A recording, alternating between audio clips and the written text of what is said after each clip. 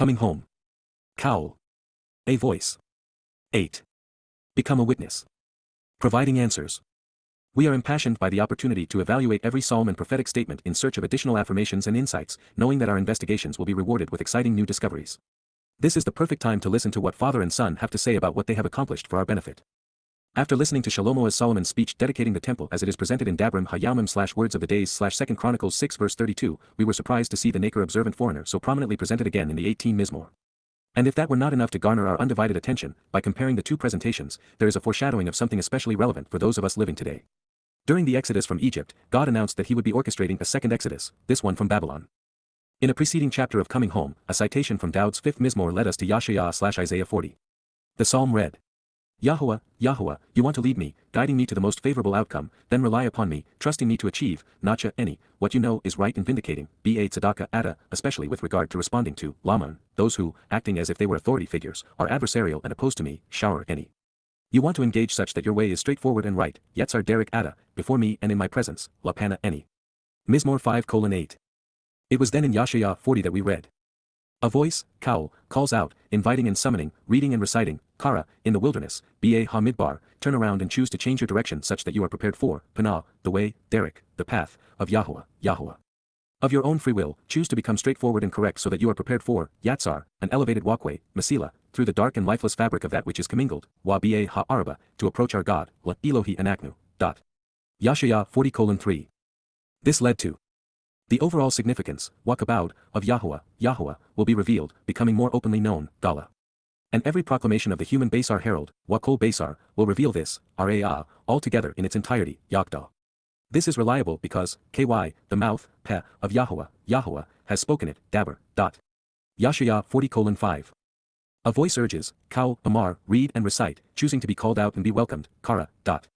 So, I asked, Wa, Amar, any, what should I read and recite, Makara? Every proclamation of the Basar herald, Kol ha-Basar, is a place to dwell, Chatzar, which is entirely loving, providing all of the benefits of the relationship, Wakol Chisidhu, akin to a gleaming flower blossoming, Ka-Tyts, while spreading across an open terrain, Hasada. Yahowah 40:6. This dwelling, Chaser, will be gone for a while, Yabesh, the blossoming and gleaming flower, Tyts, will be treated with contempt at this moment, Nabal, because, Ky, the spirit, Ruach, of Yahowah, Yahowah, blows like the wind, dispersing and driving away forcefully through him, Nasha Bahu. Insightfully, Achan, the abode, Chatzar, is of the family, Ha-Am, Yahowah 40:7, because the word, Wadaber, of our God, Elohi Anaknu, stands, Kyum, forever, La-Alam. Yahowah 40:8. Upon the elevated and exalted mountain, Al-Har Gaba, ascend, Allah. Proclaim the good news as a herald, Basar, of Tzion the signs posted along the way, Tzion, for you to approach, La-Ada. Powerfully and with authority, Ba Ha-Coach, choose to raise your voice, Rum Qowl Ada, as the Basar herald, bringing this message, Basar, to Yerushalayim, Yerushalayim. Lift it up on high, Rum, and choose to proclaim, Amar, fear not, nor be intimidated or apprehensive, Al-Yar, cities, year, of Yehuda, Yehuda. Behold, look up now and see, Haina, your God, Elohi Adam. Yahowah 40:9. Behold, Haina, any, Yahowah, Yahowah, the upright pillar of the tabernacle, Idown, will arrive, bow, with a Chazak-empowered leader and impassioned defender, who embodies the character and courage to prevail, Ba Chazak. And then, Wa, his Zeroah, protective shepherd, sacrificial lamb, strong arm, and the one sowing seeds, Zeroah, who, will vividly communicate, Mashal, for him, Lahu. Look up and pay attention, Haina, to him, Ethu, the compensation for his loyalty and devotion, Sakarhu, as well as for, Wa, his work, past and present, Piulahu, is right in front of him, Lapanahu. Yahowah 40:10. Like Ka, a shepherd, Raa, he will tend, Raa, his flock, Ederhu. He will gather, Kabats, the lambs, Tali, in his strong and capable arms, with him being a protective shepherd, productive ram, and sacrificial lamb, Ba Zeroahu. He will guide, leading, Nahal, those who are nursing, Yul, lifting them up, Nasa, in his lap, Ba Chek. Yahowah/Isaiah 40:11. Striving to fully comprehend all that was being conveyed and who was being conveyed by the title Zeroah led us to the surprising introduction of the most famous prophecy regarding the Passover lamb. Who, has come to establish, verify, and prove, Haman, the point of our message from far away, Lashamuah Anaknu. And, Wa, to whom, Al-Mai, has the Zeroah, strong arm, protective ram, and sacrificial lamb, Zeroah, of Yahowah, Yahowah, been revealed and made known, Gala. Yahowah/Isaiah 53:1. At which point I began to feel like we were living within the prophecy in real time. Our understanding of Daud's contribution to our lives was expanding exponentially while our perceptions of the role we would play in announcing this were becoming an important part of this story. In search of answers regarding Zeroah, we considered how Yahowah had used it on previous and subsequent occasions. In doing so, we not only discovered intriguing possibilities, but we also found ourselves among the Yisraelites on Maria listening to the king's speech, contemplating every nuance of each word as few have done. Whether you think that the Nakri observant foreigner of whom Solomon spoke, wrote these words or believe that he and his writings are not yet known to us, the fact remains that Shalomo Solomon, Daud's son, revealed something which should be reverberating around the world, something which should be considered by Jew and Gentile alike. God promised to provide a witness who would show the way to the benefits of the relationship, who as a messenger would provide answers regarding Yahowah's Shem name, all while serving as a herald to announce the yet hand of God, his Chazak impassioned leader and, most importantly, God's Zeroah, protective shepherd and sacrificial lamb. Using his Nakri, God would help interested parties reconcile their relationship through evidence and reason, so that they could become part of his Beit family. Our Heavenly Father expressly invited us to read what this Lama and witness, his lone Nakri observant foreigner, would come to Yada, know and understand by translating and contemplating his testimony. We were encouraged to act upon this individual's conclusions, which means that he will be right about God, correctly presenting what Yahowah is offering and expects in return. In a world of believers, of those who have gone astray, Yahowah is offering an opportunity to Yada know him. In that these revelations are extraordinary, let's take a moment to consider where and why Solomon referred to Yahowah's expanded explanation of the Shabat in association with the Exodus while introducing this Nakri observant foreigner, because I think it speaks of a second Exodus for God's people. Upon the completion and commemoration of Yahowah's Beit family home, which was the seminal moment in the life of a united Yisrael, standing atop Mount Moriah with the recently completed temple as the backdrop, the man noted for his wisdom spoke to all of us. He began by addressing the promises Yahowah had made to his father, David, while desirous of guiding his people's footsteps. In the process, Solomon selected Nakri to depict a discerning foreigner from a distant place and time speaking a different language, who, as a result of being observant, would come to understand, to tell the children of Yisrael and others how they should respond to the words this individual would write on their behalf. Therefore, Wagam, someone else, an observant and discerning foreigner from a different ethnicity and geographic location will come to understand, Nakri, the way to the benefits of the relationship, who, Asher, is not of your people, Lo, Min, Am, Ada, this Yisrael who. He will come, Wabao, from a distant country in a distant time, Min, Eretz Rachok, for the express purpose of being a witness and providing answers regarding, Laman, Y/your, Ada, surprisingly important, empowering, and distinguished, Hagadol, name, Shem, the influence of your yet hand and influence, Wayad, Ada, along with the Chazak powerful, prepared, and passionate person who is prepared to lead, Ha-Chazak, and, this Zeroah, protective ram, sacrificial lamb, and the one. Sowing his seeds, Zeroah, whom you have extended, Ada Haneda. When, he arrives on the scene and chooses to pursue this, then, he will help interested parties reconcile their relationship by providing those who exercise good judgment with the information and justifications needed to make a correct and reasoned decision, Pelo, regarding this familial relationship, El Ha-Beit Hazeh. Dabrim Ha-Yaumim/2 Chronicles 6 verse 32. When you hear this out of the heavens, coming from the atmosphere, Adashama, Min Hashemaim, within the location where you live, Min Makon Yashab Ada, then, engage and act accordingly, doing everything, Asa Qowl, which, to show the way, Asher, the Nakri observant foreigner from another ethnicity and culture, speaking a different language who understands, Ha-Nakri, has invited you to read, Kara El Ada, for the express purpose of being a witness who provides answers such.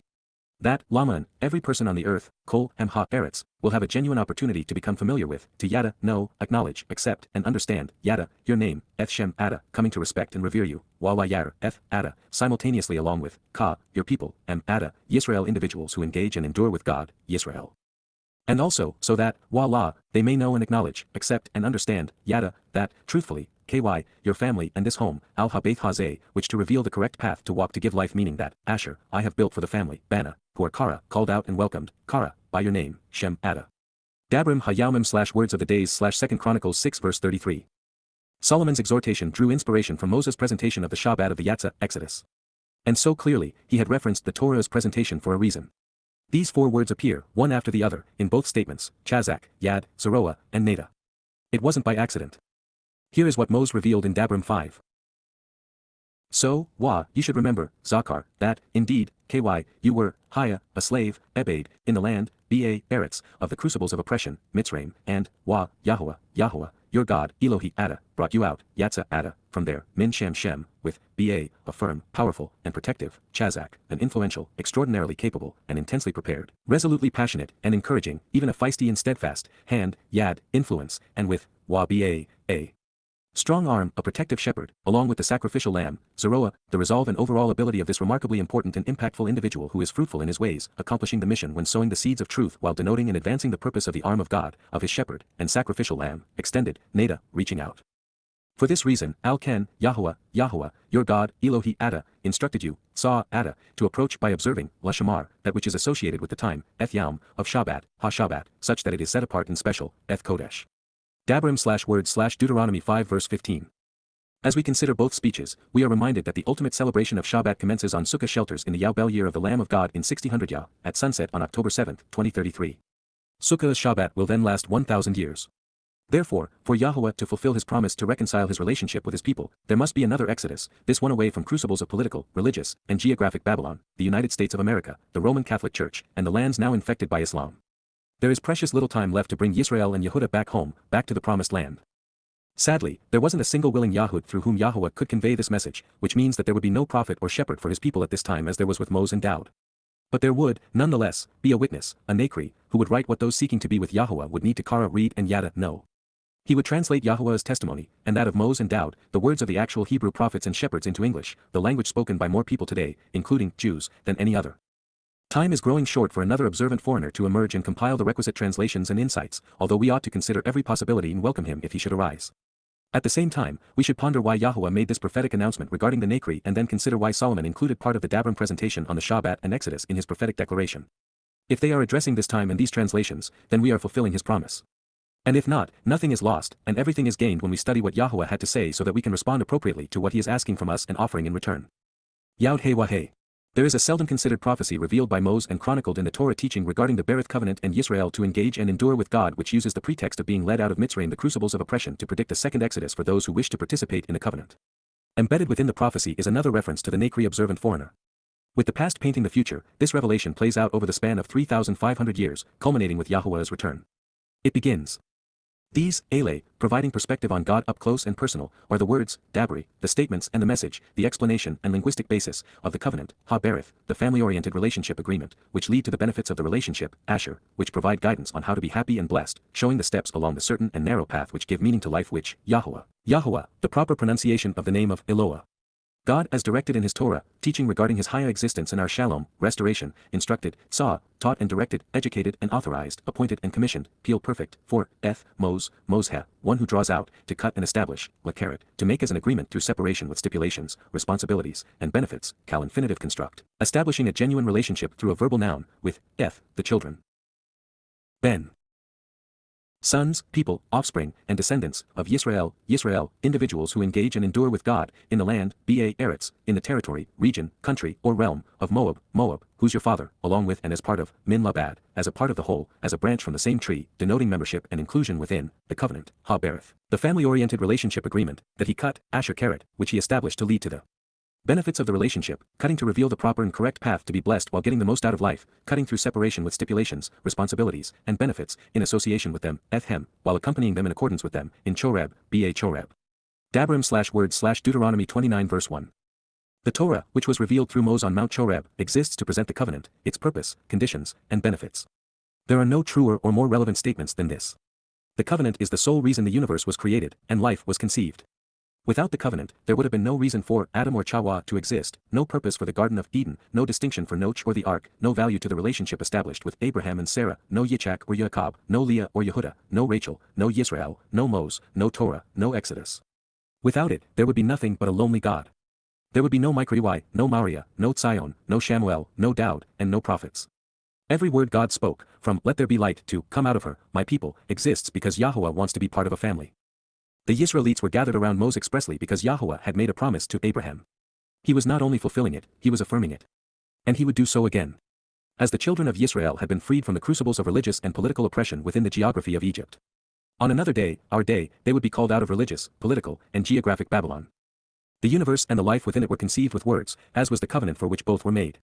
And this covenant was, Karet, cut, and thus established by way of separation, of setting one group apart from another. By being Karet, it is an agreement with stipulations, responsibilities, and benefits, which have become known to us as the 5 conditions and 5 benefits of the covenant. Make no mistake, this wasn't a new covenant. It was, instead, Min Labad, part of the one Yah established with his people on Choreb, which was predicated upon the one he made with Abraham. One came, Min, out of and from the other. It is telling that Moses, the one who draws out, spoke these words to Yisrael while still in Moab, who is your father. These Yisraelites were not yet home.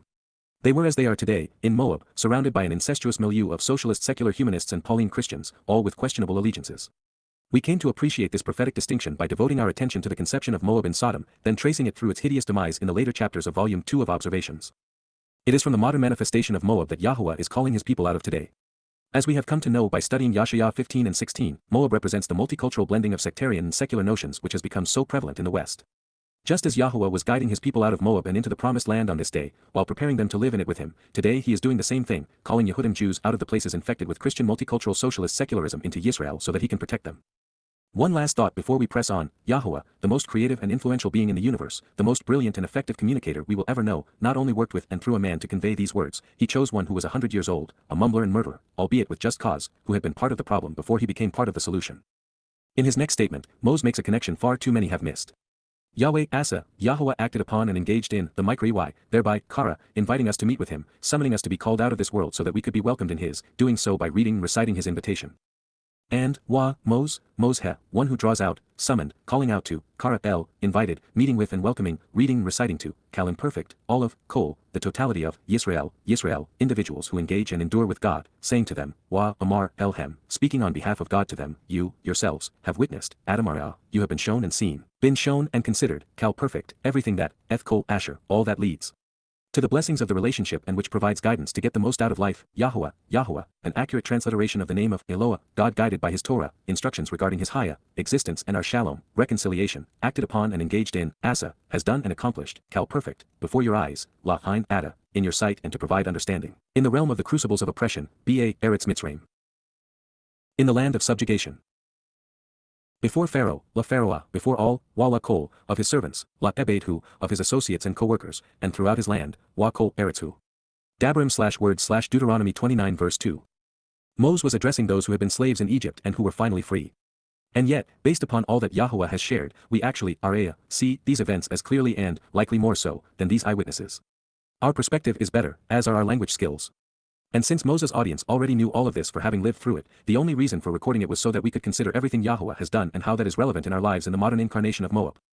It is but a wisp of sand before the mount, but please note, the Egyptian title, Pharaoh, was accurately transliterated using the Hebrew alphabet over 3,000 years before the Rosetta Stone provided scholars with the linguistic clues needed to decipher the hieroglyphics. So why do you suppose these scholars claim that they cannot use the same letters, replete with 17 consonants and 5 vowels, to pronounce YAHOWAH? This is a stunning indictment of academia and theology. The point Moses is making in this next statement has been largely ignored. God was not bragging. He wasn't trying to impress the Yisraelites or scare the Egyptians. It isn't in his nature. He was, instead, conveying a message that was intended to be read by us today. Unfortunately, religious types have long been eager to show their God as fearsome and impressive, able to perform great signs and wonders, all to impress the faithful. Without any evidence or substance to demonstrate the viability of their gods, magic and myth were used to cower the uninitiated and disempowered. And so, theologians have trivialized something profoundly prophetic. Both Oath and Mopheth are signs in the sense of pointing us in the right direction. They reveal what's going to occur along the way. So rather than Yah saying, I was great, the entire experience in Egypt and during the Exodus was designed to foreshadow the fulfillment of Passover, unyeasted bread, and firstborn children in 33 CE. It was also being used to predict a second Exodus just prior to 2033, with Yah calling his people out of Babylon. This means that we should study the events which transpired around Moses with an eye to the future, seeking to understand what God is doing in the lives of his people today. This tremendously great, Haggadah, this stupendous and extensive, vitally important and essential for growth, intensely empowering, enabling, and magnifying, from Gadol, to grow and become important, to become powerful and be magnified, to do great things during an experience of examination and validation, and of getting the desired response, Hamasa, time of testing and period of evaluation, proof statement and adventure of discovery, even the means to assess individuals and nations. From Neza, to evaluate and try, to test and prove, which for the benefit of the relationship, Asher, to guide to the proper path to get more joy out of life, you saw, witnessing, Araya, you observed and perceived, were shown to judge, Kal perfect, with your eyes, Ein Ada, your faculty of sight, the appearance of the conspicuous and distinguishing signs announcing future events, Ha-Oath. This consent agreement and prophetic proof statements, these promises which will be recognized and remembered because they are predictive foreshadows, accurately and truthfully confirming that which will occur, along with the miraculous means of communicating the message with distinctive banners and characteristic signals regarding future provisions, a prophetic pledge on a raised banner which is revealing and symbolic. And, in addition to, the remarkably extraordinary indications of the amazing things which will come, Ha-Mopheth Ha-Gadol Ha-Hem, the marvelous and empowering symbols laden with tremendous portent along with the great expectation of things which will occur, the wondrously brilliant tokens which correspond to future events which are enabling and magnifying. This means of communication which is vitally important and which enables us to respond appropriately and grow, from Yafa, to be bright and beautiful. Dabrim/word/Deuteronomy 29 verse 3. Sometimes I wonder why so few have seen and shared the insights we have come to appreciate, such as a second Exodus, with the first from Egypt foreshadowing the next, from today's Babylons. Even more perplexing, how is it that so few appreciate the meaning behind each of the 7 YYV1C8, the terms and conditions of the covenant, or the timeline from Eden and back to the garden? These insights are vital because Yah is consistent. What transpired in the past serves as instruction for the future. It is Yah's subtle way of saying that every story serves a purpose, and every occurrence is a learning experience. The reason we are told about life in the Gan Eden Garden of Great Joy is because the covenant's children are returning to an expansive replication of this place. The reason for the flood account is to show how serious Yahowah is about our need to distance ourselves from the ways of man. The reason we are told about the problems associated with the people's misguided affinity for King Shaul is so that we'd recognize the consequence of associating oneself with the wannabe apostle Shaul. The story of Abraham and Yitzhak on Moriah was a dress rehearsal for Yahowah's and Daud's fulfillment of Passover. The first Exodus provides guidance for the next. We turn to this prophetic portrait to solidify our understanding of the role of the Nakri preceding the time of Jacob's troubles. And while that reference is in Dabram 29:20, we may have found his purpose here at the beginning of Moses' speech. These are the words of the covenant and of its renewal. This seems to reflect upon why we are here, what we are doing, and the reason this is occurring. It's all about explaining the nature and intent of the covenant. If not us, then who? If not now, then when? All of these wonderful stories, all of this information, the teaching, guidance, and lessons, would have been lost on a world without the inclination to understand, the eyes to see, or the ears to hear. If, ha-masa, this adventure of discovery, of observation and examination, of validation and responding, were not recognized as, ha-oath, the appearance of conspicuous and distinguishing signs and prophetic proof statements, as promises which will be recognized as predictive foreshadows as the means of communicating the message regarding future provisions, here and now, then when and where would they become known? Every dabber word is a story worth examining. They illuminate the path to God. They are, gadol, vitally important, empowering, and enabling, conducive to our growth as children of the Berith covenant. Over the course of these past 18 years, we have explored thousands of insights not previously considered, each like finding a new facet on a shimmering diamond. We have enjoyed examining them in the ideal light with just the right lens to enjoy the full spectrum of prismatic colors. But few have been as revealing as this tremendously important and empowering opportunity for examination, of getting the desired response, this time of testing and period of evaluation for the benefit of the relationship, you saw, witnessing, with your eyes the appearance of the conspicuous and distinguishing signs announcing future events, the prophetic proof statements regarding the consent agreement, these promises which are predictive, accurately confirming that which will occur, along with the miraculous means of communicating the message with distinctive banners and characteristic signals regarding future provisions laden with tremendous portent along with the great expectations of things which will occur, the brilliant examples which correspond to future events communicating that which is vitally important, enabling us to respond appropriately and grow. Dabram/word/Deuteronomy 29:3. Should we have wondered why few if any would come to appreciate Yahowah's approach to revelation and understanding, we now know. But, YAHOWAH, Yahowah, the proper pronunciation of the name of Eloah, God as directed in his Torah, teaching regarding his higher existence in our shalom, restoration, has not bestowed, giving, lo, Nathan, has not placed or entrusted, Qowl perfect, literally has not provided for a specific period of time, Yada, the judgment or inclination, leb, with the disposition or thought process, the mindset or will, the attitude or aptitude, to know and understand, Yada, to notice or perceive, to be aware or acknowledge, to observe and realize, to have the mental acuity to comprehend, and perhaps to appreciate what Yada has come to know and understand, Qowl infinitive construct, or the eyes or perspective to see, nor the ability to be observant, or, the ears to hear, ozen lashama, the faculty of listening, up to this time and beyond, until now, for a long period of time, from the distant past to the present and beyond, on this day. Hayam Hazeh. Dabram/word/Deuteronomy 29:4. He did not say that he stupefied his people, because he didn't. Jews are the brightest ethnicity on the planet. He didn't say that he made them deaf or blind. He just didn't give them the inclination to use the gift of eyes, ears, and mind to unwrap these marvelous presents by being observant, closely examining and carefully considering his Torah.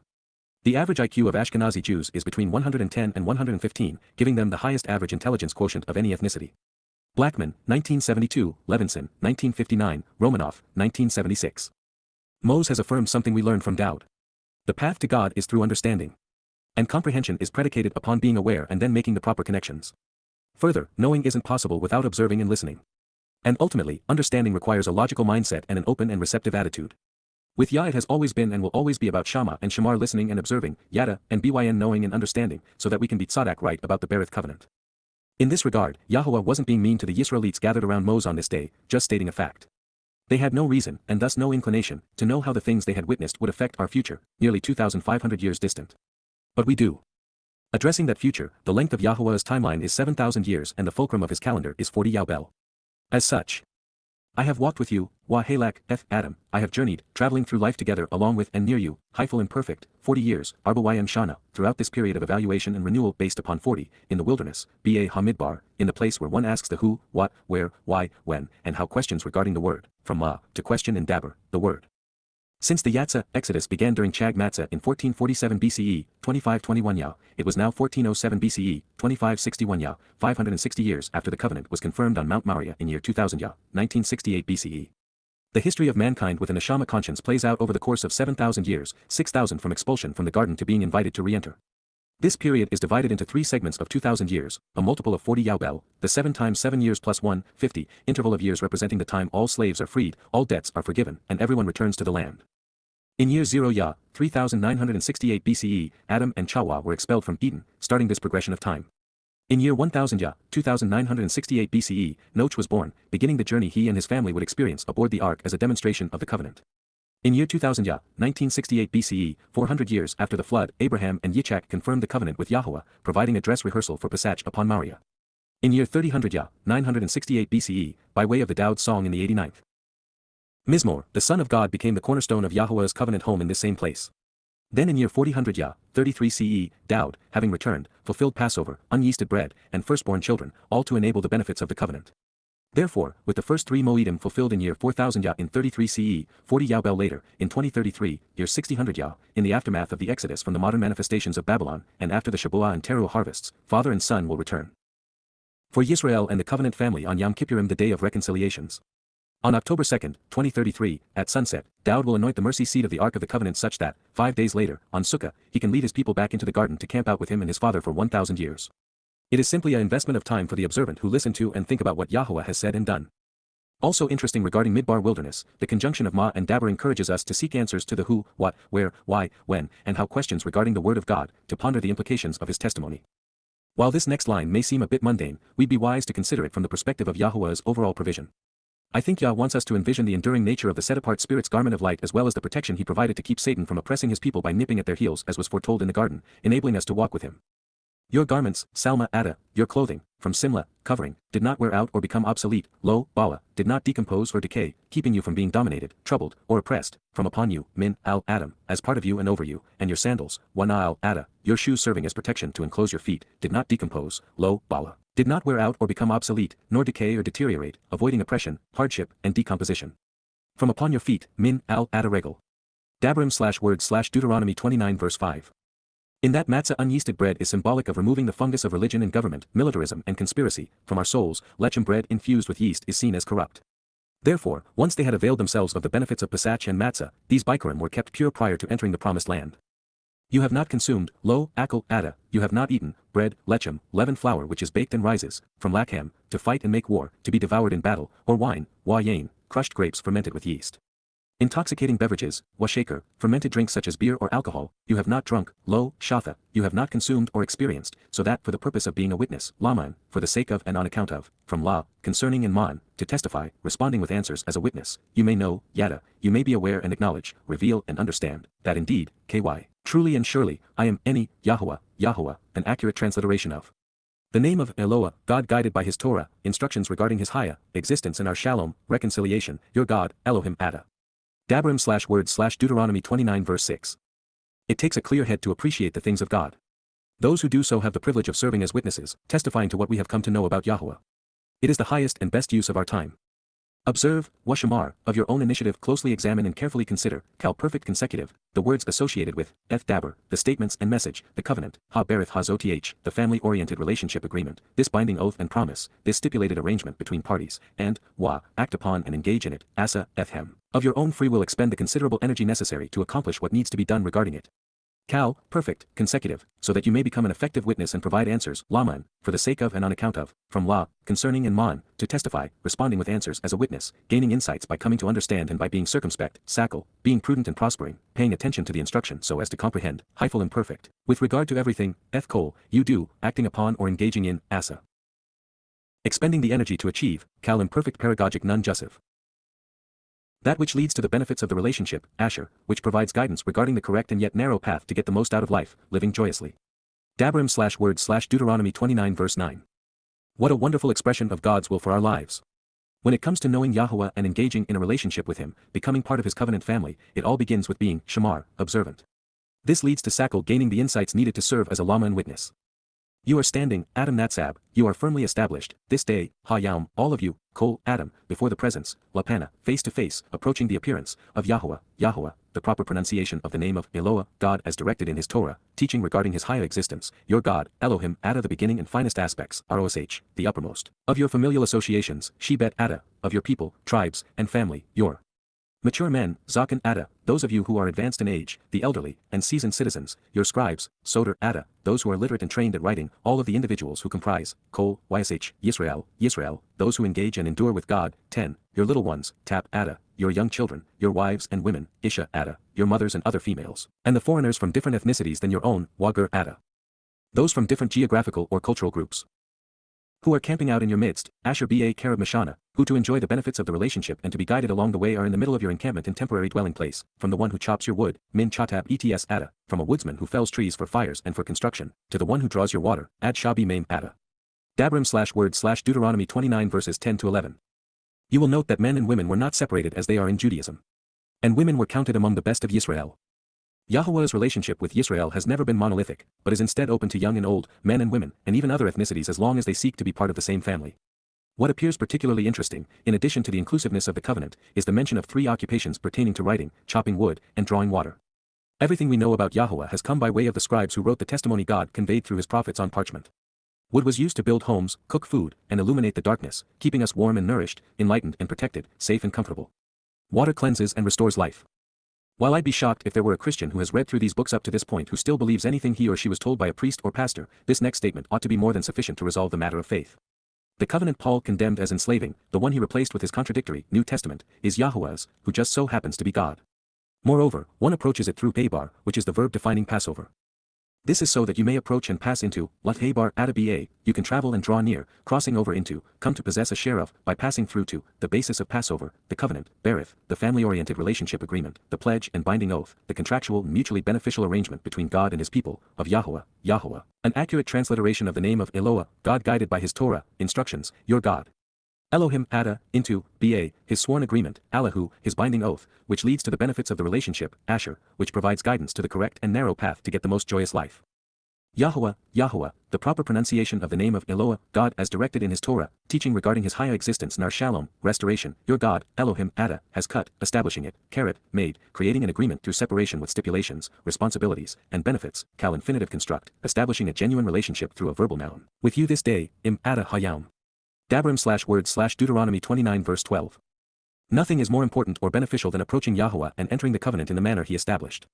Stop praying, stop confessing, and start living. Over the millennia, religious men have behaved hideously, including conducting human sacrifices to phony gods, but few things in all that time have negatively affected more souls than the overt Christian replacement of Yahowah's covenant with supersessionism. Who do you suppose motivated and or inspired Paul to negate Yahowah's intent, to annul God's commitment to his family, and then to superimpose a different covenant, a New Testament, in its place? Of course, we know the answer because Paul admitted to being demon-possessed at the conclusion of his second letter to the Corinthians. But most remain unaware, which is why billions of souls have been lost to the mythology that has sought to denigrate, dehumanize, and demonize Jews. The only thing worse has been the Jewish propensity to obfuscate Yahowah's name. Knowing it, acknowledging it, and professing it are essential to answering his invitation to approach and pass into the covenant. In that it is his family, his name and his title are continually associated with it. And in this case, his name was spoken and written twice for edification. Surely, Yahowah didn't think that we would forget his name or be remiss in remembering that he is God in the time it took to recite this sentence. That cannot be the reason he repeated it. And yet, it is as if he knew his people would do the inconceivable. Yahowah clearly wanted us to know we would be engaging directly with him, it is his name and reputation, his word, that we would be trusting. Moreover, he wanted us to be aware of who we would be living with should we accept his invitation. We have said it repeatedly because Yahowah wants us to acknowledge that the covenant is his family. It is a sworn and binding agreement, and therefore backed by the word of God. Its stipulations lead us to the benefits of the relationship our Heavenly Father is seeking to establish with his children. Being invited into Yahowah's family is a wonderful opportunity, enriching and empowering. And while it affords us tremendous freedom, we are not given the authority to alter what he is offering. There can and will never be anything akin to an inspired Talmud or authorized Christian New Testament. They are not the word of God but are, instead, the lies of men. Unlike the authors of those books, Yahowah does not break his promises, change his approach, or contradict himself. With statements like this next one, it's a wonder that 5 people, much less 5 billion, believe that there is any validity in the Talmud and New Testament. With the intent of providing answers and for the sake of enabling witnesses, Laman, for this purpose and to this end, to make the response observable and knowable, from La, concerning in approaching and Anna, to respond, reply, answer, and testify, he established, Qum, so that he can stand up for and confirm, doing what is needed to set up, build, accomplish, and fulfill, Ada, today, Hayam, as, La, his people and family, La M, for his kin and followers, as part of His life and nation, and thereby, Wahu, he will continue to be, Haya, he will actually exist as, Kalim perfect, your God, La Adala Elohim, consistent with, Ka Asher, according to the guidance showing the way to the benefits of the relationship, his communications with you, Dabr La Ada, his word with regard to you, and, Wa, in keeping with, Ka Asher, according to the guidance showing the way to the benefits of the relationship, what he promised, Shabat.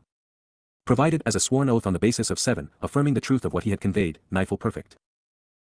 To your fathers, La of Ada, to Abraham, La Abraham, enriching and merciful father as well as the father of many nations, to Yitzchak, La Yitzchak, to laughter and play, and to Yaakov, Wala Yaakov, my footsteps, I grab the heel, commonly transliterated Jacob, from Y, I and Pekab, to receive the reward and suffer the consequences of circumventing or overreaching, digging in one's heels.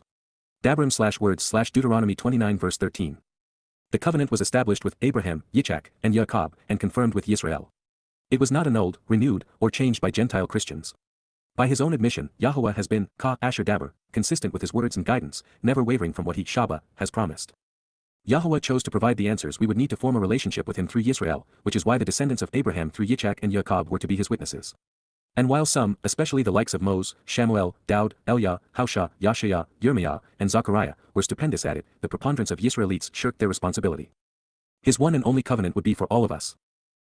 And it is not with you alone that, while lo, eth adalabad ada, but not for you by yourself, I, any, am establishing, making, creating an agreement through separation with stipulations, responsibilities, and benefits, cal participle absolute, establishing a genuine and singular relationship through a verbal adjective, this covenant, eth ha berith ha zoth. This particular family-oriented relationship agreement, the unique pledge based upon marriage, this treaty and alliance. The one and only contractual arrangement between parties. Indeed, ky, surely for the reason, this sworn agreement, wa f ha Allah hazoth, in addition to this binding promise and oath, Dabram 29:14, exists to show the way to whomever, f Asher Yeshu, it is being presented and is there to guide everyone to the benefits of the relationship, thereby affirming for them the correct path to walk to get the most out of life, is here with us, po-im. Anaknu, is hungry for this message, seeking to listen to what is being said from this place, who seeks to be in a relationship with us, present and standing upright, amad, sustained and enduring, taking their stand, firm in their conviction and remaining steadfast, at this time, ha-yaum, today, before the presence, lapana, approaching the appearance and personal existence, face to face and in front, of Yahowah, Yahowah, an accurate transliteration of the name of Eloah, God guided by his Torah, instructions regarding his Haya, existence and our Shalom. Reconciliation. Our God. Elohim Anaknu.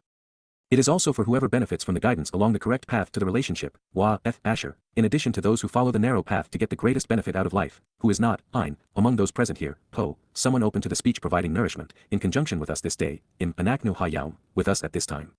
Dabrim/words/Deuteronomy 29 verse 15. There would be one covenant for all people and for all time. This covenant is a sworn agreement from Yahowah, and he has never reneged on a promise. While it is undeniably with Yisrael, Goim Gentiles who choose to stand with the chosen people have always been welcome no matter where or when we may live. Of particular importance is the realization that Goim non-Yisraelites are incorporated into the one and only Berith covenant. There has never been and will never be a new or different covenant for other ethnicities.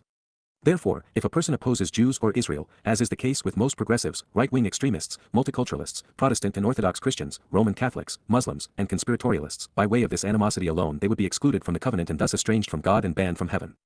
And because most of the world is antagonistic toward Jews and Israel, the overwhelming majority of people have excluded themselves from a relationship with God. It should be no surprise to anyone who isn't either ignorant or irrational that Muslims have been indoctrinated to hate Jews. It should also be obvious that there is a rapidly increasing number of politicized individuals, both extremely liberal and ultra-conservative, who are overtly hostile to Jews and Israel. Moreover, the fastest-growing belief system worldwide is conspiracism, the foundation of which is predicated upon blaming Jews for almost everything. To the surprise of many, the putrid well from which this misguided abuse of Jews grew to become a worldwide threat is the Roman Catholic Church. Challenged only by Islam in their violent and degrading treatment of Jews, popes have oppressed and demeaned God's people for over 1,500 years. It is one of several reasons why the Roman Church is the whore of Babylon and why the tyrannical Islamic nations represent geographical Babylon. Should you think that I'm biased or just making an uninformed generalization regarding Muslims and Catholics, please read Goddamn Religion and Twistianity, followed by David Kurtzer's The Popes Against the Jews and John Cornwell's Hitler's Pope. If you make it through them without coming to hate these religions, then you may want to have your head examined. As an alternative, and based upon what Yahowah just revealed, we enter into God's presence and are adopted into his family through the Torah. Therein we find the keys to heaven and the path to the covenant. Consistently entering the doorways to synagogues, mosques, churches, temples, shrines, political edifices, and social media conspiracy sites universally excludes believers from knowing God. These are the ways of the Goim, of politics and religion. Indeed, in truth, you, yourself, know, Yada, you are aware and understand, you have learned and acknowledge, you possess the information to be cognizant of, Qowl perfect, how we lived, Asher, how to convey the proper path while we remained, in the realm of the crucibles of oppression, Eretz Mitzrayim, in the land of the chronically diseased, in a place of anguishing troubles, besieged by the lowly and little and thus alerted against an impeding consequence, in the country of Egypt, and how to show the correct way to the benefits of the relationship, Asher, and how to provide guidance to the proper and narrow, restrictive but right path to walk to get the most out of life, we passed through, we were led and forgiven in, the midst, Cherub, the psychological nature of the disemboweled corpses, within the womb of the dead and among the dying, gaining a sense of the warlike thoughts, emotions, and entrails, of the nations comprised of Gentiles, Gawim. Of the prideful pagan peoples worshipping false gods, of the populations of animalistic individuals, of the dead and decaying bodies, of ethnicities with a religious and political orientation, from Gua, the backside or rear of a body, a euphemism for ass. We were led to do so, Asher, through which we were led along the correct path, in conjunction with Passover, passing over and forgiven. Dabrim/words/Deuteronomy 29 verse 16. We are being provided with facts, with the evidence required to Yada know how to become part of Yahowah's family, in addition to knowing what would cause us to be excluded. It is the truth which sets us free, just as it did for those who were listening on this day. The Hebrew root of Mitzrayim, the plural of Mitzri or Mitzra, is derived from a blend of rather ominous terms, most of which emerged as a compound of to ponder the implications of zar, troubling oppression and persecution. These include matzrep, crucible, to test and purge, matzorah, leprous, dreaded and chronically diseased, metzar, anguishing trouble and distressful hardship, matzera, to be on guard, alerted against an impending future consequence, mitzayar, lowly and little, and matzor, to besiege. Therefore, in the plural, we might well define Mitzrayim as the crucibles of chronic and dreaded diseases, a place of anguishing hardships and distressing troubles. In this light, it is particularly telling to realize that many, if not most, Masr, Egyptian, Coptic Christians are ethnic Jews, the legacy of converso Jews millennia earlier. It was here that the Torah was robbed of its Hebrew roots and was bastardized, giving birth to the Hellenized Septuagint. It is here that every pre-Constantine copy of the Christian New Testament was written and later discovered. It could be stated, both literally and historically, that the origins of the Christian Bible, its Old and New Testaments, were written in Greek in Alexandria, rather than in Hebrew in Yisrael, Yehuda, or Yerushalayim. If I may quote Dowd, Selah, pause now and think about that. One of the many things which make the prophecies regarding the Nakri observant foreigner so provocative is that Yahowah consistently tells his people that the ways of the Gawim Gentiles are an abomination, especially their religions and politics, their militaristic ways and customs. This is one of many such examples. And, you have seen, you have witnessed, perceived, and judged after discovering and considering, the abominable religious things associated with their gods, their detestable and idolatrous abominations, their repulsive and filthy things, their corrupting and vile idols, and also, that which is associated with, death, their objects of worship and religious attire, their religious images, statues, artwork, idols, clothing, and apparel, which are expensive monetarily, often derived from silver and gold, many of which are comprised of wood or built of stone, ebn wa kasef wa zahab asher imhem. Timbers used to torture, hang, and kill prisoners, displayed as religious symbols and objects of worship which cause the doorway to close, and thus Christian crosses and crucifixes, of rock or any other natural materials including building stones, are valued and pricey, costing a lot of money, causing people to desire them, longing for what they represent, comprised of precious metals to appear splendorous and brilliant. Dabrim/words/Deuteronomy 29 verse 17. Religious gods are eerily similar in character and disposition to the men and women who created them, making humankind's objects of worship a bewildering blend of contradictions and rational fallacies. For example, Allah, like Muhammad, was depicted as a terrorist throughout the Quran. Dumb as the black stone in the obscured Kaaba, the Islamic God can't keep his story straight, and is wrong historically, scientifically, rationally, morally, and prophetically. With Muhammad motivated by perverted sexuality, murderous revenge, and ill-gotten gain, Muslims lie, steal, and kill for their pathetic deity, expecting perpetual virgins in a paradise as their reward for horrific behavior. This man-made God was unable to perform a single inspiring miracle, offer so much as one creative insight, or provide a single prophecy which became reality to demonstrate that he was anything more than the deification of one of the most pathetic individuals who ever lived. To believe Muhammad, a rapist and pedophile, a murderous anti-Semite, a ruthless terrorist and thief, is to be ignorant, immoral, and irrational. And to be a good Muslim is to be like Muhammad. Paul's God, the Christian, Jesus Christ, reflects his Creator. The totality of this God fits within the human form. He was born and he dies, killed by the same Romans with whom Paul claims citizenship and to whom he demands submission. To believe Paul, it no longer matters what the God who created man has to say because Christianity is based upon, but I, Paul, say. The people through whom Yahowah revealed everything become the enemy of the new faith, as the entire Gentile world is told that Paul, to the exclusion of all others, alone spoke for the reincarnated Greco-Roman Gnostic deity presented throughout the factually inaccurate and consistently contradictory, verbal diarrhea that is venerated as Scripture. Paul wasn't the first to lead people astray. The first king of Babylon, Nimrod, claimed to be the Son of God. His wife, Astarte, was worshipped as the Queen of Heaven and the Mother of God. Throughout the long march of time, the worst among us have claimed divine authority to rule, many of whom actually claim to be gods themselves, demanding veneration. The irony in this is that the God who created these men and women isn't religious and does not want to be objectified or worshipped. Imagine creating this universe and conceiving the life within it, expressly to enjoy a familial relationship with your ultimate achievement, to enrich and empower those you have conceived, only to have these men and women ignore you, and worse, replace you in their lives with convoluted products of their twisted imaginations, and then worship them. On one hand, we have the God who is responsible for everything. He not only revealed himself to us through Yehudim, proving his existence in the process, but he also made it possible for us to know him and live with him as his children and inherit all he has to offer. He's brilliant and articulate, consistent and conversant, approachable and dependable, loving and lovable, enlightening and enriching, empowering and liberating. He's all we could ever want and more. On the other hand, the religious, political, and militaristic gods of the Gentiles are non-existent figments of man's imagination, complete fabrications which require blind faith because they are mythical. They are perverted, convoluted, capricious, and fearsome, and yet always seem to support the local and national agendas, no matter how counterproductive, covetous, or murderous the men responsible for them have been. Considering the contrast, to choose the fakes over the real, one must be ignorant, irrational, or both. Before we contemplate Moses' next statement, a little history lesson may be beneficial. Beginning in the 4th century BCE, and in the wake of Alexander's conquests, Rabbinic Judaism became heavily influenced by Greek philosophy and culture. The Yehudim admired the Greeks to such a degree it could be argued that the story chronicled in Maccabees is actually against total assimilation. As a legacy of this conflict, the internal Hasmonean civil war played out 40 to 70 years prior to Dowd's second arrival. It demonstrates that this integration of cultures actually occurred. The high priest at the time, Hyrcanus II, inherited the position from his father, Alexander Ianius, by way of his mother, Alexandra, all Greek names. Alexandra also crowned her eldest son king, intermixing religion and politics in the way of the Gentiles. But Hyrcanus' younger brother, Aristobulus II, another Greek name, rebelled against him 3 months after Alexandra's death in 67 BCE. Hyrcanus, meaning land of the wolf, advanced against his brother, deploying a band of Gentile mercenaries. During the ensuing battle at Jericho, Aristobulus, whose Greek moniker blends Ari, extraordinarily, arate, excellent and virtuous, and Aristuo, brave is to say, egotistical, engaged in a manner that may have fueled anti-Semitic conspiracies. He bribed Hyrcanus militants, offering them more money than had his brother. The mercenaries changed allegiances, giving the victory to the more conniving financier. Immediately thereafter, and in direct contradiction to the Torah, Aristobulus sent his newly acquired and uncircumcised Gentile militants to the temple, where the extraordinarily excellent and brave captured the realm of the wolf. Rather than kill his brother, however, the two made a deal, with Hyrcanus relinquishing the titles of high priest and king to Aristobulus for a cut of the religious, but not political, revenue. This despicable display of money-grubbing would not last.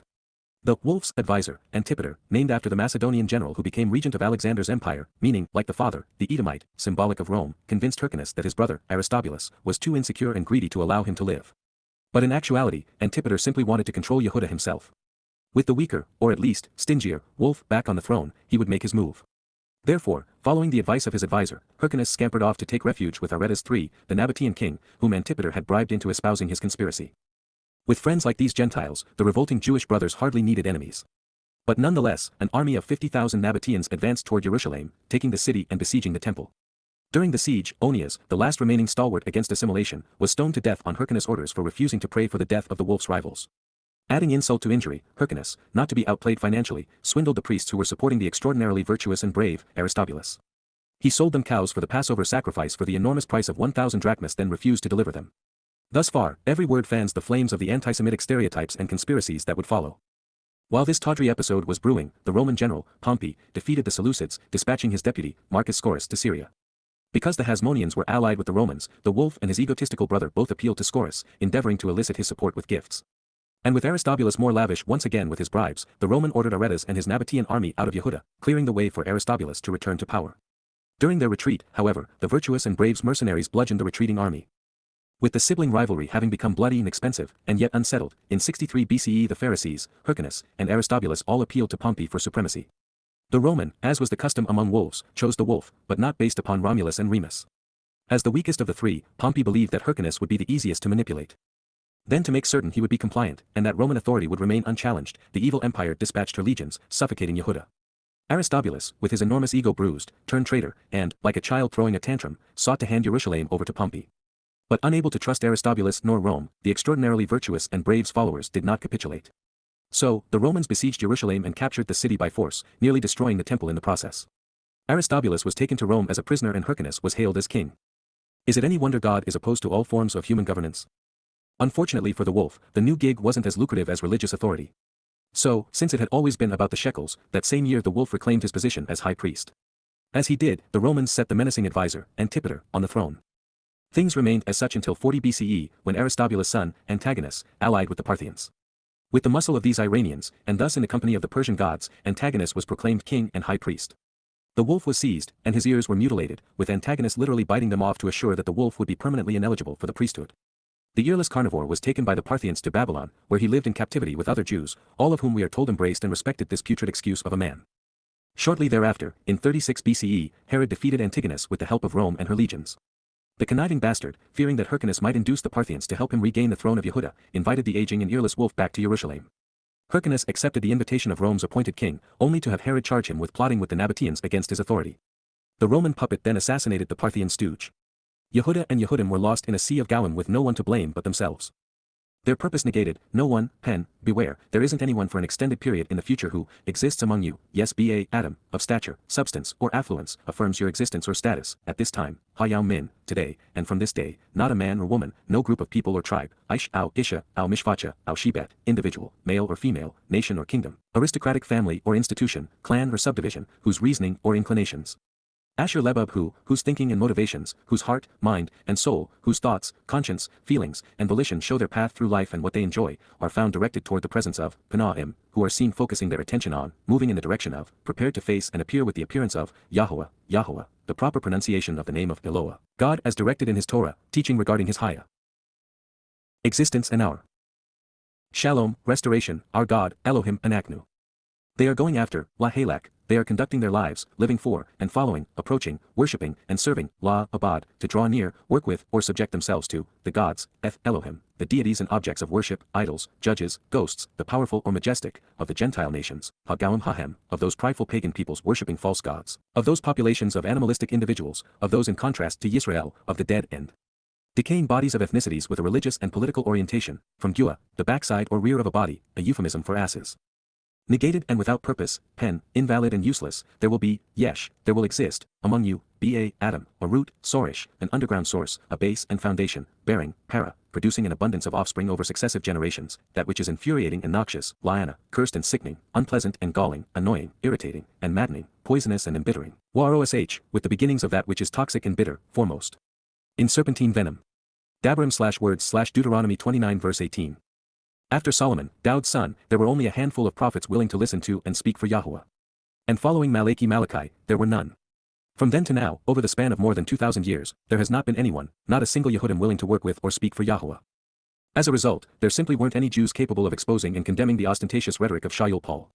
Unchecked, this evil man became so enamored with the most beastly expression of the ways of the Gentiles, he accepted the Roman name, Paulos, eerily similar to Apollo.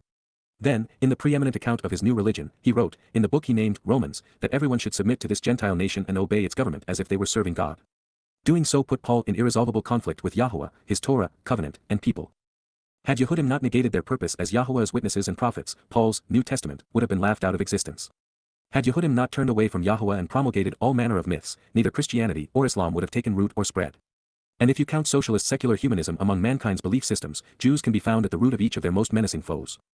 If this next statement were not so sad, it would be humorous. Since religious Jews are notorious for saying, Shalom, Aleichem, peace be unto you, Yahuwah has them muttering what they crave but do not have, Haya Shalom La, any, peace be upon me. Then, recognizing that the Orthodox and conservative, under the spell of rabbis, have become stubbornly adversarial in their halakha, walking in the Jewish laws, God is calling the practice, sheraruth, adversarial and uncooperative recalcitrance. If you are Jewish, let this sink in. Those who claim to speak for God are only speaking for themselves. Not a one knows Hashem. And if you want to know him, walk away from them, distancing yourself from rabbis and their ilk. And it shall come to be, Wahaya, it shall come to pass and exist, when he hears, Ba Shama, who, with him listening or if he chooses to hear, Kal perfect consecutive, the account and record, Daber, the word, the message and communication, that which has been said, the matters and statements, of this binding agreement and promise, Allah Hazoth, of this oath, this sworn and solemn statement. He will actually commend himself, Barak, he will try to invoke divine favor upon himself, adoring and blessing himself, in his judgment, Ba Lebub who, in his heart, from his perspective, and in his opinion, his sense of right and wrong, and based upon his reasoning and inclinations, saying, La Amar, claiming, declaring, peace be unto me, Haya Shalom La any, peace be unto me, I am content and satisfied, and I will be saved, though, Ky, on the contrary, I walk, Halak, journey through life and conduct myself, in the adversarial stubbornness, Ba Sheraruth. In the twisted recalcitrance, disquieting resistance, and resolute non-cooperation, while prevailing by lording over others in association with a fiery serpent. Of my heart, Leb any, of my inclinations and motivations, my desires and thinking, my disposition and determination. As a result, Laman, as a consequence, those who are fully immersed, Hara, those with an abundance of experience and engulfed, are destroyed, Safa, are swept away, along with those who are thirsting, wanting more, Eth hot same, with the parched. Dabrim/words/Deuteronomy 29 verse 19. There is no hope for overtly religious Jews. The Haredi will never find the shalom they desire. And sadly, those adorned in black suits and black hats have cast a dark shadow over those who are still thirsting for light, for knowledge, for truth. This is what we have long suspected, indeed known, but it is nevertheless exasperating to read. Yahowah isn't going to forgive the religious. God doesn't want to forgive the religious. He will not invite anyone into his home who has excluded him from theirs. Those who have blotted out every mention of God's name will find themselves blotted out of Yahowah's memory. Yahowah, Yahowah, an accurate transliteration of the name of Eloah, God guided by his Torah, instructions regarding his Haya, existence and our Shalom, reconciliation, is not willing, and will not consent to, lo, Abba, does not agree with and will not yield to their demands as he is opposed to obedience and submission, is unwilling to offer, Kal imperfect, forgiveness for him, Salak lahu, a pardon or release for him. But instead, KY, at that time, AZ, simultaneously at that point, Yahowah, Yahowah, the proper pronunciation of the name of Eloah, God as directed in his Torah, teaching regarding his Haya existence and our Shalom, restoration, will be aggravated and displeased, smoldering in overt hostility, ashen, resentful and furious regarding him, he will angrily envelop him in smoke. And his passion and desire, Chinahu, his desire for exclusivity in the relationship and jealous disposition, will be against that individual, YSHU, will be upon this person, such that all, Qowl, of the agreed upon and mutually binding promises, Allah, of the sworn and requisite oaths which were made publicly, and in this case especially those invoking retribution, ineradicably written, Ha-Kathab, inscribed and engraved, communicated and recorded using the letters of the alphabet such that they were indelibly memorialized, in this book, Ha-Seper Ha-Zeh, upon this written document and recorded scroll, will come to haunt him, Robots who will be laid upon him, settling upon him. Yahowah, Yahowah, an accurate transliteration of the name of Eloah, God guided by his Torah, instructions regarding his Haya, existence and our Shalom, reconciliation, will blot out, Macha, will destroy, wiping away and removing, obliterating, his name, Eth Shemhu, his personal designation, reputation, and renown, from under heaven, Min Takath Shemaim, in relation to the spiritual realm. Dabrim/words/Deuteronomy 29 verse 20. The unforgivable sin has been further elucidated. For our edification this comes in conjunction with Yahowah exposing and condemning religious behavior. As we have long suspected, those who have removed Yahowah's name from his book will have their names removed from the book of lives. This being the case, let's be so bold as to make a recommendation. Come to know and understand, appreciate and respect, acknowledge and acclaim Yahowah's name. Never utter, Jesus Christ, Hashem, or, the Lord, again in conjunction with God. Should you choose not to embrace this advice, please be aware. And then, Yahowah, Yahowah, the proper pronunciation of the name of Eloah, God as directed in his Torah, teaching regarding his Haya existence and our Shalom, restoration, will disassociate from him, excluding him, Babel will dismiss him, expelling him, withdrawing from him, and banishing him, for his trouble, his depravity and opposition, for his deplorable conduct, erroneous opinions and twisted perversions, his miserable and disagreeable ways, and malignant corruptions, from min, every, Qowl, association, Shabat, clan, family, subdivision, tribe, and part, with Yisrael, individuals who engage and endure with God, in accordance with, consistent with, all, Qowl, of the agreed upon and mutually binding promises, Allah, of the sworn and conditional oaths regarding the publicly acknowledged agreement, of the covenant, Ha-Berith. Family-oriented relationship agreement based upon a marriage vow, the contract between the parties, the pledges and promises that were indelibly written, Ha-Kathab, that were inscribed and engraved, memorialized and communicated, then permanently recorded using the letters of the alphabet such that they were printed, in the scroll, Seper, upon this written document and recorded letter, this book recounting what has occurred while recording what has been said, of the Torah, Ha-Torah Ha-Zeh, of teaching and instruction, guidance and direction. Dabrim/words/Deuteronomy 29 verse 21. When disassociation is from Yahowah, it is indeed a fatal state of affairs for all who suffer this fate. They will have their souls destroyed, squandering their potential, or worse, be sentenced to an eternity in Sheol. Such are the wages of opposition to God for those who advance twisted perversions of his testimony. Allah is one of many Hebrew words with a light and dark side. It is a binding promise, a solemn oath, and a public pronouncement, even an exchange of vows.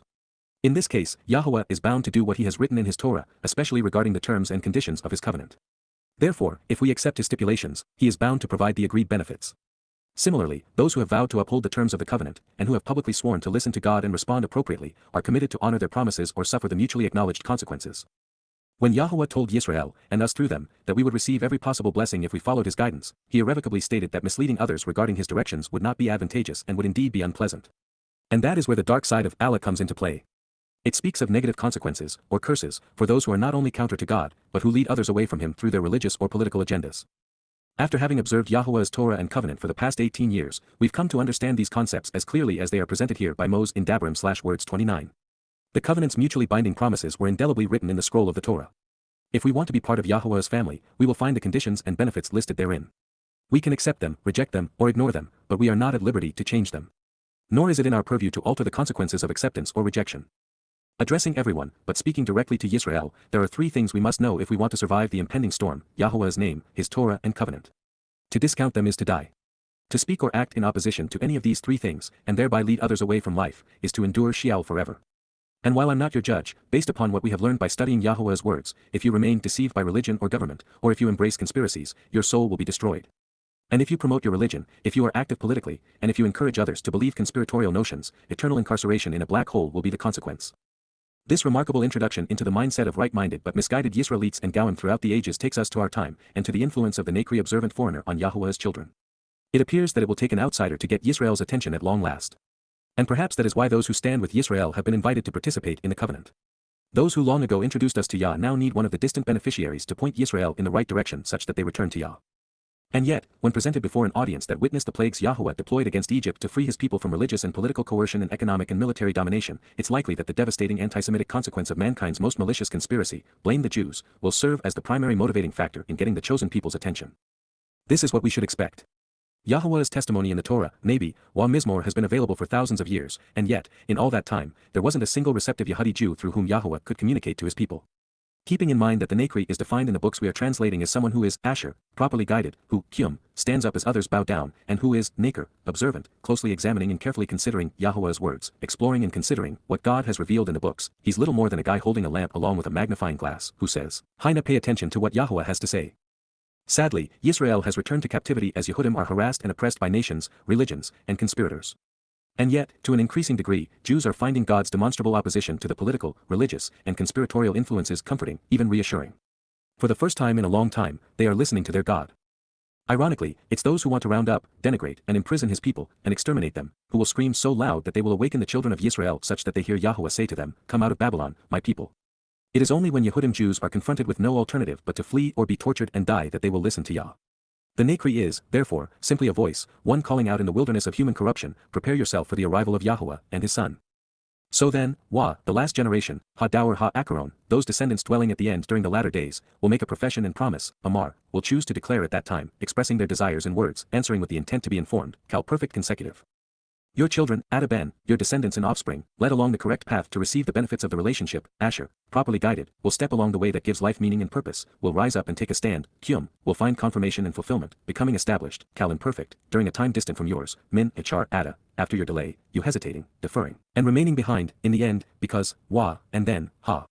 Nakri the observant foreigner, Ha-Nakri, the discerning individual will pay close attention, carefully examining and thoughtfully considering so as to recognize and acknowledge this, a man unrelated by ethnicity who will notice, come to perceive, and know, regard and respect what he discovers, becoming acquainted with the individuals and information, from Nakir, to recognize and acknowledge, to know and regard that which he discovers through exploring, observing, and listening, will come.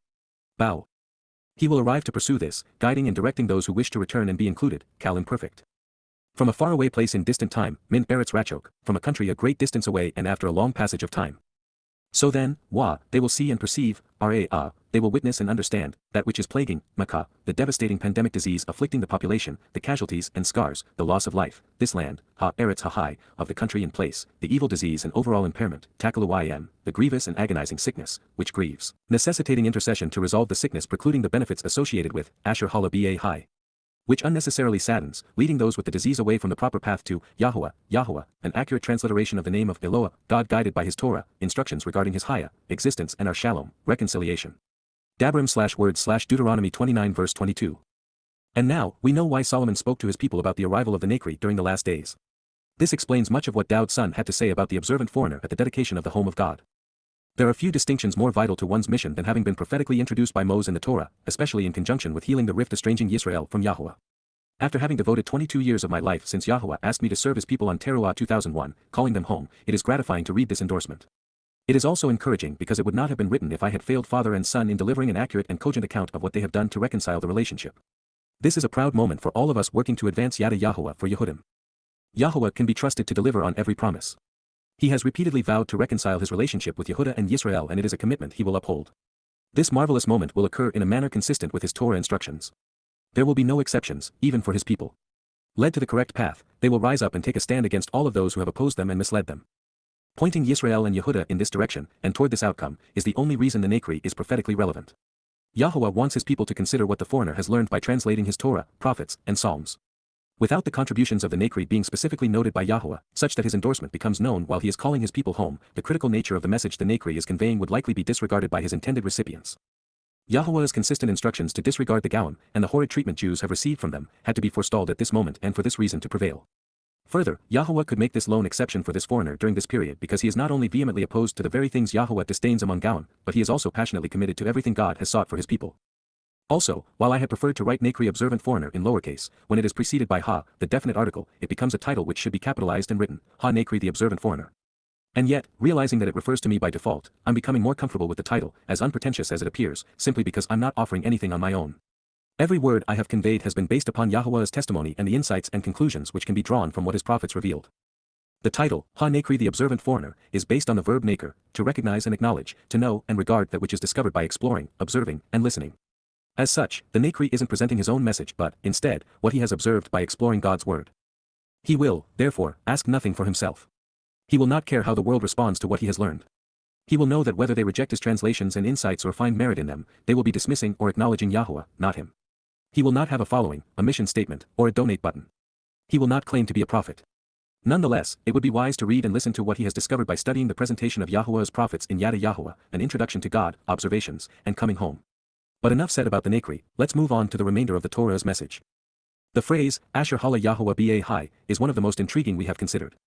It can be translated as saddened, revealing that Yahowah is rightfully grieved by mankind's propensity to be religious. But since Hala also means wounded and sickened, even tormented, the verb reveals that Yahowah, himself, would be severely pained by this disease. From that perspective, this is among the most horrendous, yet wonderful, realizations ever conveyed to humankind. It suggests that father and son would suffer from this plague, doing so on Pesach and Matzah, to free us from the grip of the deadliest institution man has ever conceived, religion.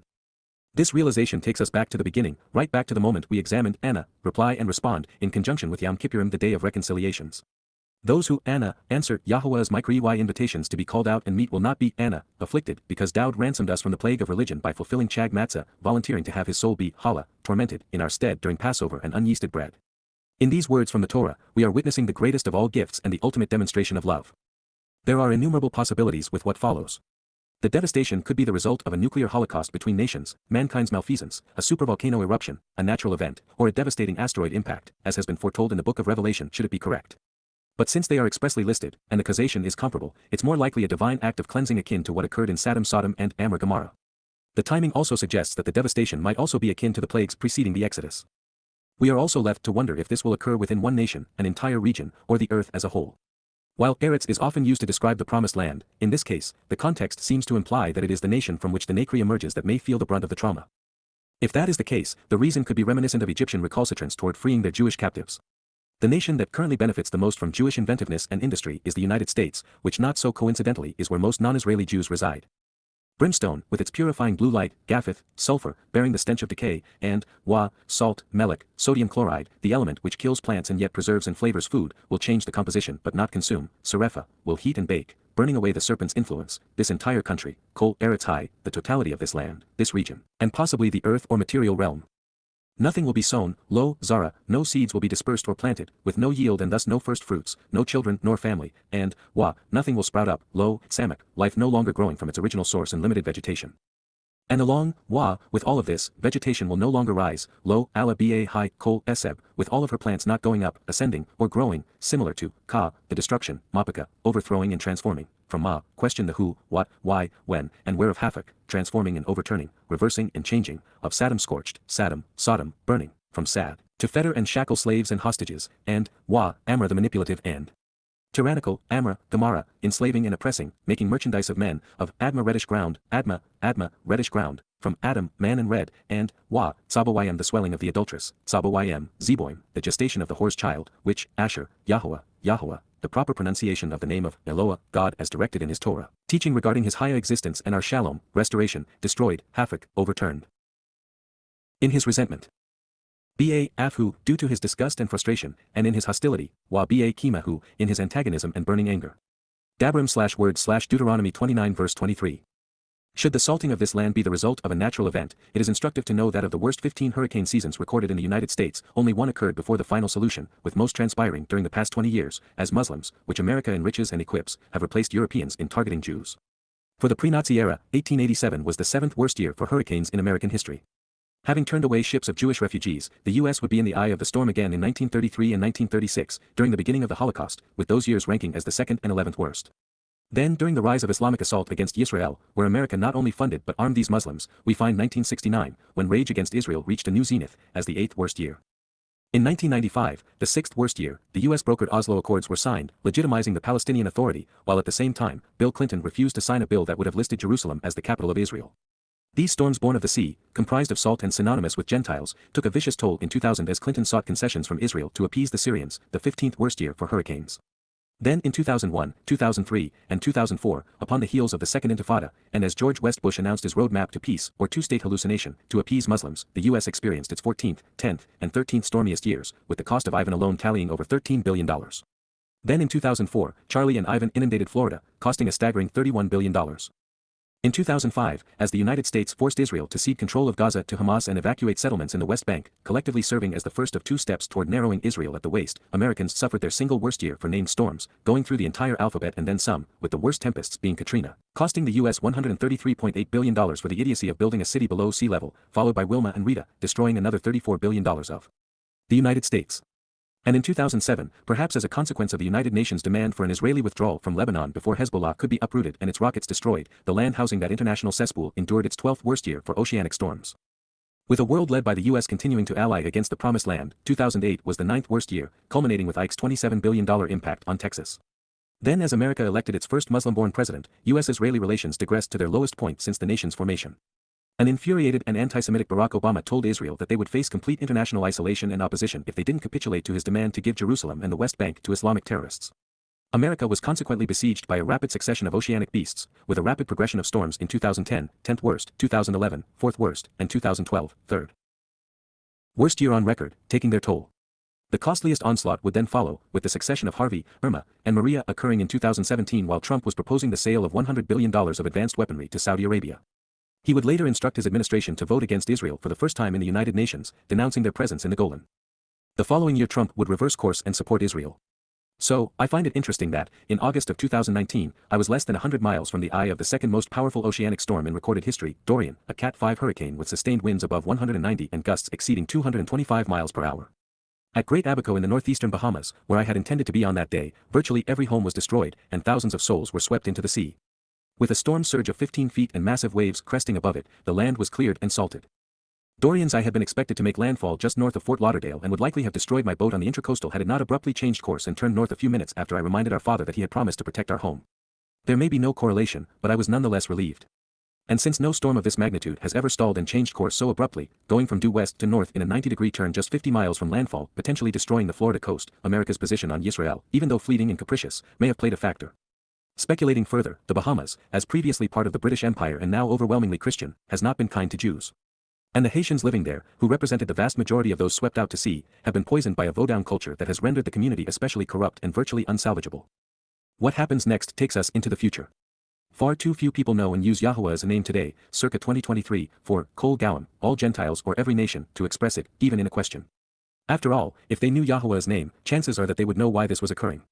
So hopefully this book, those which have come before it, the thousands of radio programs which we have produced, distributed, and archived, and the voices of those who have been instructed by them to collectively focus upon the importance and pronunciation of YAHOWAH's name will serve to educate and enlighten as never before, a sufficient number of Gentiles such that they use it.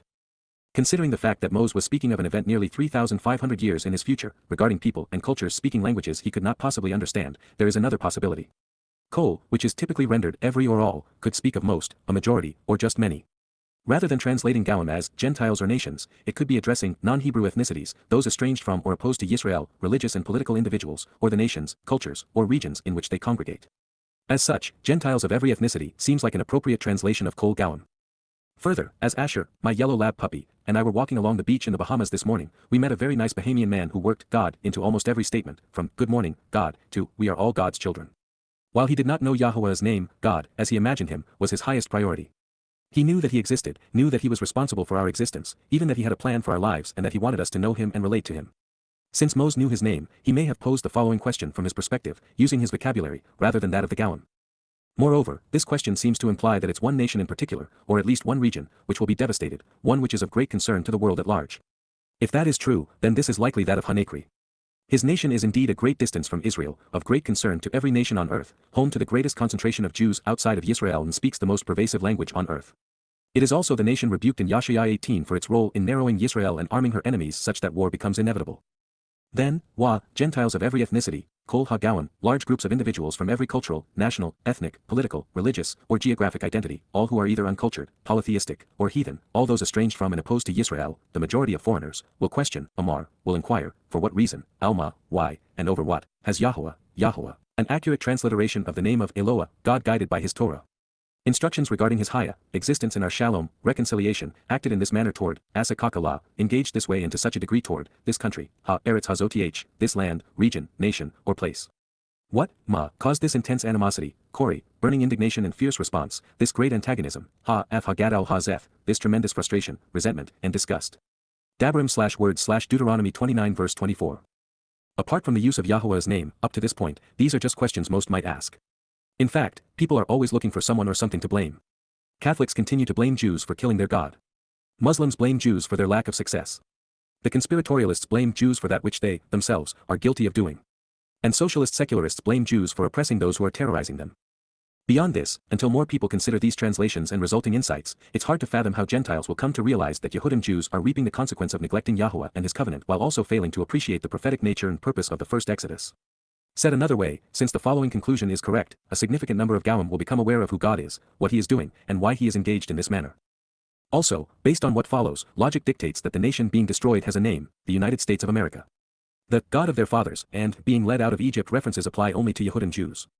Over 40% of the worldwide population of Yisraelites, at least of those who acknowledge themselves as such, live in America, which represents 2/3 of those currently abiding outside Yisrael. Further, since there does not seem to be another candidate writing about such things on behalf of Yahowah and the chosen people, the nation in which all of these books and radio programs have been written and spoken, at least up until a week ago, is the United States. Moreover, they will say, express, regarding the way to the relationship, Asher, in opposition to the path that leads to life, they either neglected or they rejected, the forsook and disassociated themselves from, perfect, the covenant, Ethberith, the family-oriented relationship agreement, with Yahowah, the proper pronunciation of the name of Eloah, God as directed in his Torah, teaching regarding his Haya existence and our Shalom. Restoration, the God, Elohim, of their fathers, Abhem, which, to lead them to the benefits of the relationship, Asher, to guide them to the correct path to get the most out of life, which he established with them, Imhem, he cut them into, creating through separation, by, with, him bringing them out, Yatzah, who, Ethem min, him coming to serve, descending to publicly lead them out, of the realm of the crucibles of oppression, Mitzrayim.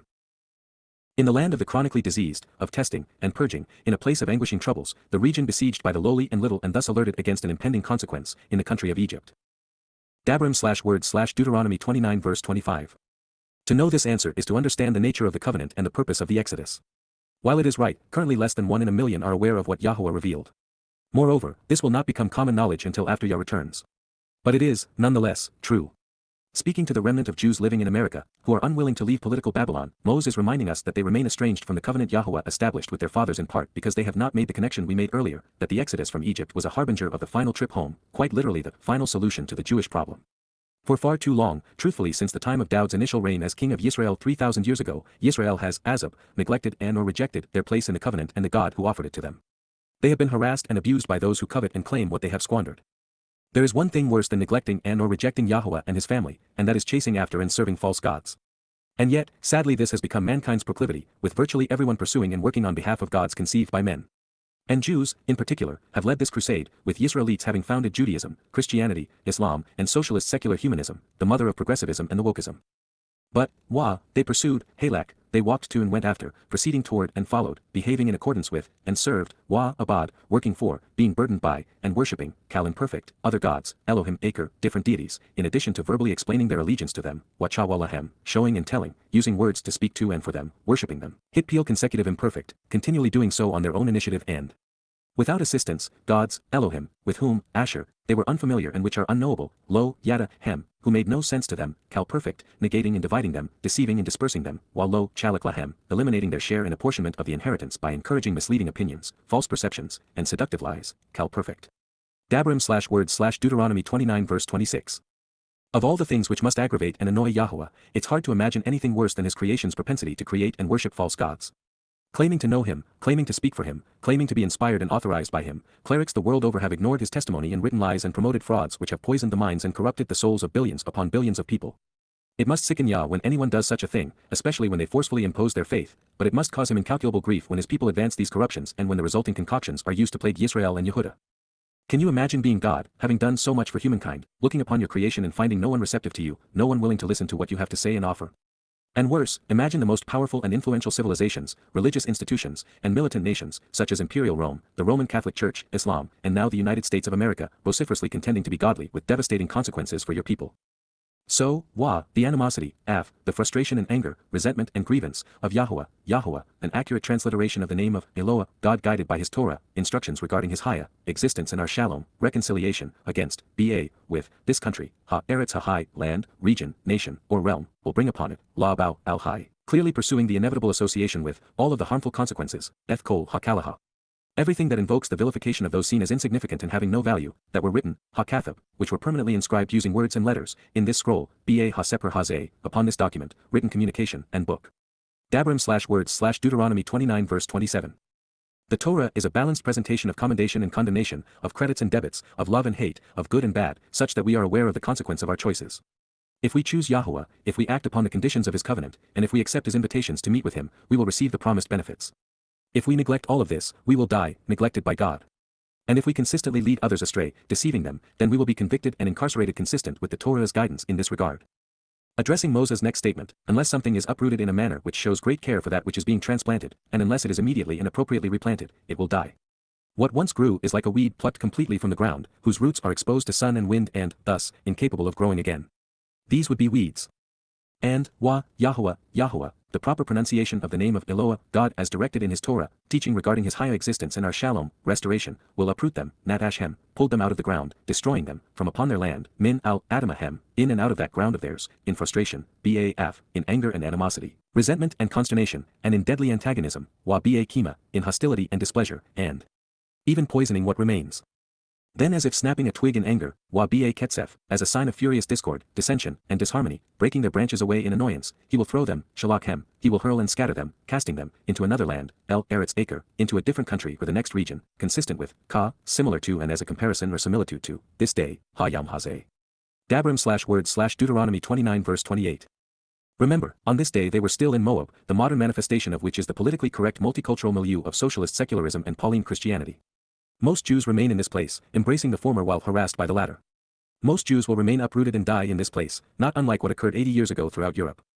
There is a tendency for English Bibles to butcher the concluding statement of Dabrim 29:29. For them, it is as if YAHOWAH was revealing all of this for absolutely no reason other than for his bemusement. They read, "The secret things belong unto the Lord our God." KJV, NASB, and NIV, or, "The Lord our God has secrets known to no one. We are not accountable for them." NLT. Why would God keep secrets? Why bother with 40 prophets over 4,000 years if God wanted to remain hidden and unknown? The New World was hidden from view, but hardly a secret, before it was discovered. So were atoms and DNA. They have always been there and observable, just not known. It took the desire to know, the time and energy to explore, the creation and use of the right tools, and the courage to go where most dared not tread, to find these things. The same is true with YAHOWAH's testimony. The words were written down expressly for us to observe them. And by doing so we have discovered and shared hundreds if not thousands of insights not previously considered. The fact that God's name is pronounced YHOWAH, that the set-apart spirit is feminine, that Torah means teaching, not law, that there are 3 destinations for human souls, 5 conditions of the covenant, and that the way to God is through the 7 micro-EY are examples of what we found by more fully and accurately translating YAHOWAH's prophets. At issue here is that law is a preposition which can be rendered concerning or approaching, but not belong, nor in the manner presented in the NLT.